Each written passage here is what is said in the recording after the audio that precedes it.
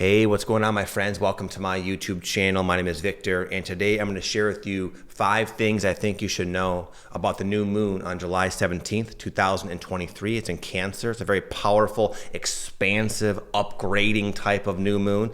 But before I get into that, I want to show you the newest member of our family. His name is Sunny, and he's a cutie. He's about a 3.5-month-old French bulldog. Number 1, positive change. A lot of change is going on right now. I probably don't have to tell you that. You might be experiencing it and rolling with it right now.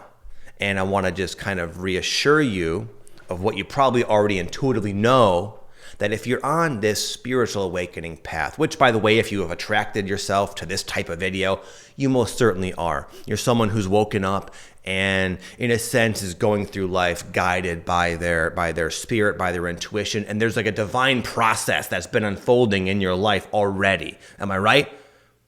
So what I mean by that is, if that's the case, which I assume it is for 99.99% of you, all these changes that might be coming in that might not initially be seen as good or favorable are.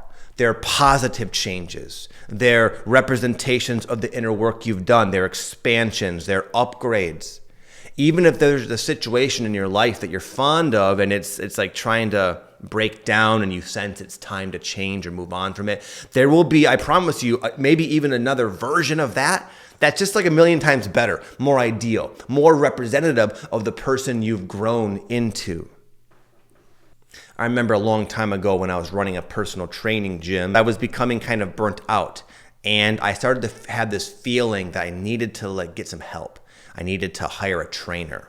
But the idea of that scared me, because I thought to myself, wow, for one, I was afraid to let go of control. I like to do things my own way. 2, I was worried about what if we have a bad month and I can't pay this person? So these are my concerns that caused me to say, you know what? No, I'm going to ignore my intuition. I'm just going to do it all myself. And I got more and more tired. And eventually I even developed golfer's elbow. If you know what that is, it's like a tendonitis in your elbow, in both elbows. And it was because I had too many clients that I was always handing dumbbells to. Even in my early 20s, my elbows were like shot. And I found myself thinking, man, what am I going to do? This is my livelihood. I'm a personal trainer. If I can't hand off dumbbells, I'm completely screwed. This problem forced me to do what I kind of knew I should be doing in the first place, which is hire somebody. And once I hired somebody, they were fantastic. They brought a new kind of unique flavor to the gym. The clients loved them. I had more time to work on the business and focus on other things. And then we grew quite a bit from there. And my golfer's elbow went away right away. So I invite you to view anything going on in your life that might seem like a problem in kind of an optimistic light. Number 2, a great time to break cycles. Cycles that you may have been repeating for quite some time. Now, when these opportunities to break the chain, so to speak, come about in our life, a lot of times it comes about in a way where you start to feel like history is about to repeat itself. Certain things start to kind of unfold in your life, and your subconscious mind gets pinged and says, uh-oh, I recognize this pattern. I know where this leads. I know the outcome, and I don't like the outcome. Oh boy, am I doomed to repeat the past one more time? I hope to God not. And the answer is no. This is your chance to do it differently. You will do it differently because you've changed. You don't have to make it a point to do it differently. You'll just find yourself doing it differently. And a lot of times these circumstances that come into our life that do remind us of the past, and maybe something that that was kind of traumatic or challenging that did happen. A lot of times it's a much lighter version anyway. If you look at the logic, if you look at the situation, with objectivity and neutrality, you see I know it kind of brings about familiar feelings that stem from something that had already happened. But this situation, even though there's a resemblance, it's not exactly the same. For example, you saw that little puppy we just had. And I don't know if you saw, I have another dog as well. Her name is Rosie. And she's like a 7-year-old Boston Terrier. She's like 13, 14 pounds soaking wet, but she's a tenacious little bugger. Doesn't get along very well with other dogs. And when we brought this cute little puppy home, Rosie did not like the puppy. She tried to attack it. We had to like keep them separated for a couple of days. And anyway, this brought, believe it or not, this sort of situation of having two dogs not getting along in the same house brought about a lot of trauma, because back in the day, me and my wife Patty, we had two pit bulls, and we got them when they were like younger as puppies, and then when they got older and became like more mature, they started fighting aggressively, and we did have to keep them separated for like 2 or 3 years. We lived with these dogs never being around one another, because whenever they would fight, and it would result in them both going to the vet. And we couldn't rehome them because we didn't know what to do. We didn't want to put them down, and we couldn't adopt any of them out. So we just had these two dogs.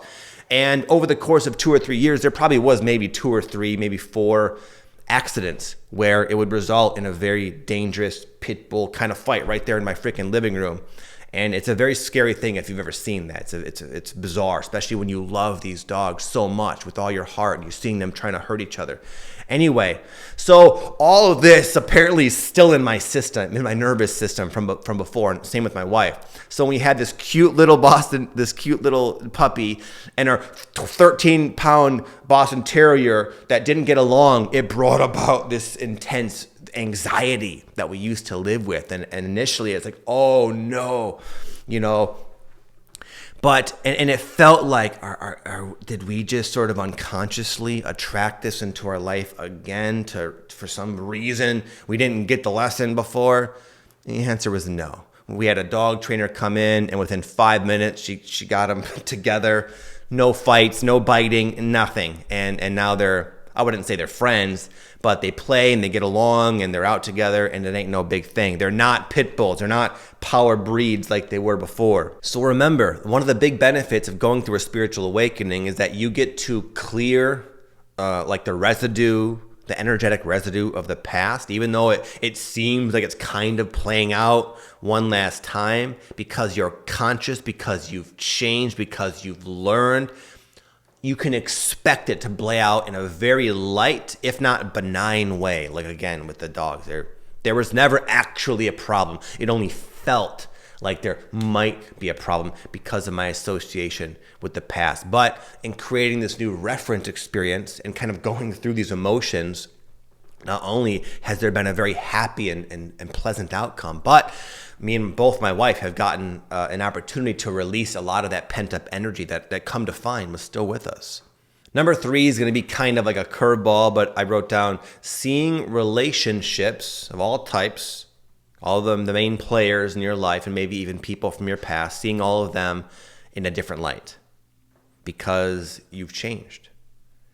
And this is one of the genuine, it's like a blessing and also a challenge when it comes to your spiritual awakening, because the more you wake up, the more you go forth, especially when these moons come along and your intuition is especially like heightened, you start to really see the heart, the truth of people and how they actually feel about you. You start to notice how they treat you. And sometimes it's fantastic. You realize, wow, this person is amazing, and I'm so blessed to have them. And there's such a you see a deeper, a greater depth of the already present harmony and love and like energetic synergy between yourselves. Now, with that said, you might have kind of the opposite thing going on with certain people in your life as well, where all of a sudden you start to wake up basically and realize, this relationship is not as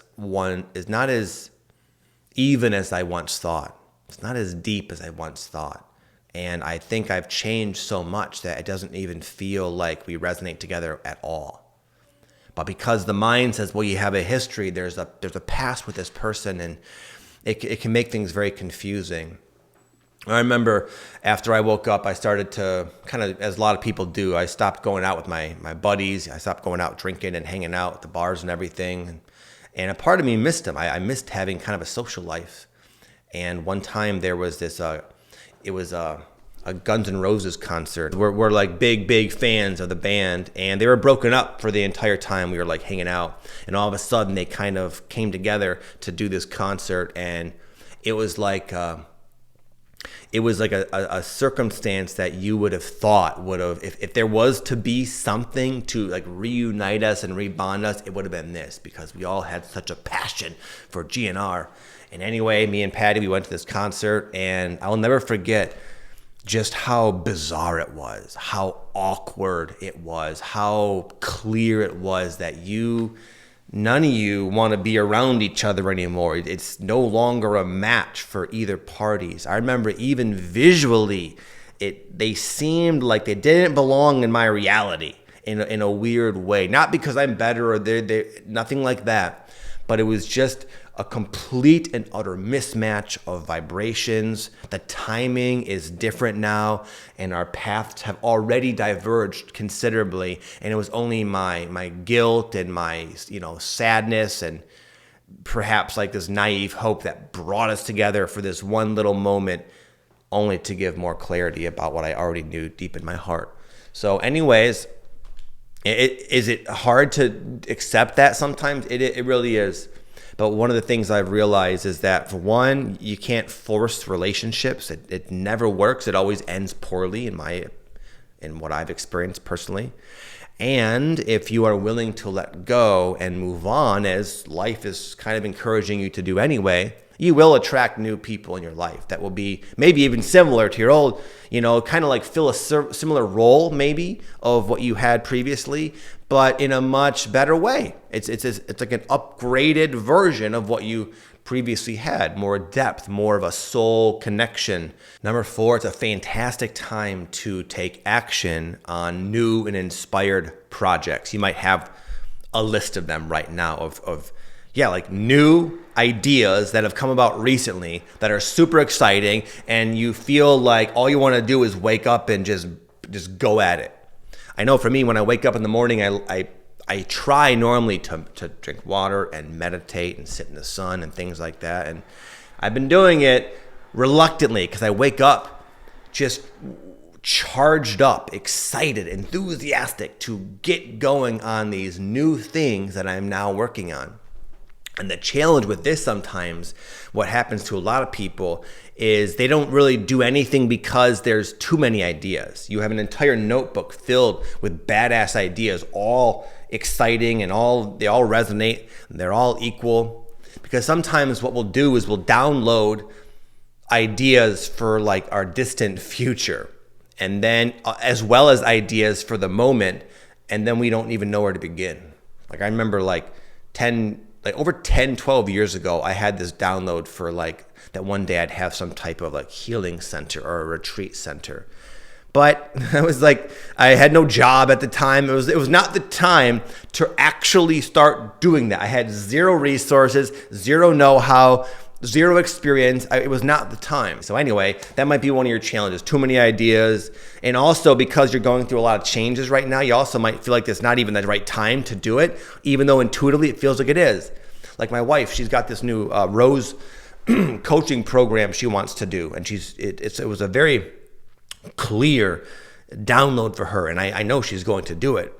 But we're literally moving. We're packing up boxes, and we're going to run an event in LA with my friend Aaron and Matt in a couple of weeks. And it's the summer. The kids are home from school. So it can be really challenging sometimes to implement these ideas. But it's a good time to take action nonetheless.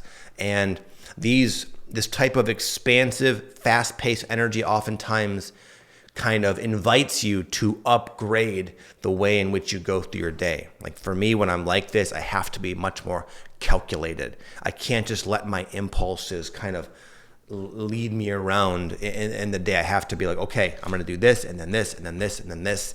And even though I might want to take a little tangent, I'm not going to let myself. But it's hard. I don't do that perfectly by any means, but there's also this opportunity to really improve your discipline and to your commitment to the things that truly matter to you, because now's the time, you can probably feel it, where you can get a lot of things done in a very short span of time. But you got to be kind of dialed in. You have to prioritize. And also lastly, what I find is it's good to allow yourself to be tired. Sometimes people, they don't want to work hard because it sort of takes them out of their little Zen bubble. Well, I normally meditate an hour a day. I normally go for a walk, And I don't like it when I have to get up early because I'm a little groggy, whatever. I've learned like there's a time to bust your hump and to get things done. And if you do that, you can, it's like it reminds me of like my credit card where I have like these points I rack up for it. Well, when you buy an airline ticket, your that 1 point is multiplied times 5, and it stretches further. When I buy airline tickets with my particular credit card, it's kind of like that. Whatever energy you can put into your projects, and I know you're tired, I know you're busy, it's going to be like, a 10x the yield, the result. And you'll be tired, and you'll have to be more disciplined, and there'll be sacrifices. So it's just kind of this is just my own description of the type of energy. You can take it for what it's worth. But for me, I've learned to make a lot of awesome changes and get a lot of cool things done in a very short span of time in this exact type of frequency that we find ourselves in. And number 5 is the time to flow with spirit, which sounds like the most heady, woo-woo, abstract piece of advice you've heard all day. Flow with spirit. Truly, I mean that. In this type of energy, there's always like so much going on, and there's so many possibilities. The mind can't really keep up. It can't manage it. And if you try to create and move forward and like manifest from an old paradigm, which I'll give an example. An old paradigm is like my father. Whenever he wants a new television, he loves TVs, he will spend like 3 months researching them, the price, the specs. He'll go to stores, he'll talk to salespeople. He won't buy, he'll come back, he'll look at his notes. And after 3 months, he'll know exactly which one to get, and he's firm on it, and he does it. Now's not the time to do that for you analyzers out there. It's the time to let your intuition guide you, because you can save yourself a tremendous amount of time. And I believe it's one of the reasons why we can cover so much ground in a short span of time, because our intuition is more heightened. For example, in the course of a week, me and my family have found a new home and a new puppy. Now, these are things that normally you think very hard about. But what happened was, once we could feel the timing was appropriate to move, what do you think happened? We looked on Trulia, bam, we saw it. We were in Sedona at the time. We're moving in like a month. We were in Sedona at the time. I live in Austin, and we were looking at houses, and I saw this one, and it had just gone on the market, ironically, and I knew that was our house. And I called the guy up and I explained, I was like, dude, I'm pretty sure this is our house. Please at least save it so we can come see it. Sure enough, we came and saw it. There were other offers on it, but because I had called and they knew we really had a passion for the house, and they also wanted a family in there for whatever reason, we got the house. We only had to look at one house, and it was perfect. Secondly, with the puppy, another example, we decided we wanted this puppy. We were getting synchronicities all over the place, seeing French Bulldogs constantly. We knew. And we finally, just out of random kind of trial and error, we were looking online, seeing all the different breeders around in Austin. And we found this one website that looked kind of cool. And we were scrolling through the available puppies. And once we found ours, which was named Buddha at the time, me and my wife both had this feeling in our heart. It was like I saw this dog, I saw a bunch of dogs, and it was like, neutral, neutral, neutral. And this one popped up, and I felt love. I felt like love just sort of became present in my heart space, relating with this dog. And my wife had the same experience. The next day, or 2 days later, we had him. So you can get a lot of things done, but sometimes following your heart is scary. It can be challenging sometimes, because maybe you'll have some of the synchronicity and some of the intuition that I'm referring to right now, but then the mind says, whoa, whoa, whoa, whoa, slow your roll. Look at your bank account. Look at all the different things you're juggling right now. I'm not sure. I don't think it's the best time, but I feel it. I feel a resonance with this. When I put my attention on this possibility, I feel an absence of dissonance. The idea is compatible with my nervous system, and it feels like it's almost an extension of me. There's a resonance. And the more I focus on it, there's an excitement feeling, a feeling of expansiveness, a feeling of exciting possibilities. Oh, I want to do it so badly, but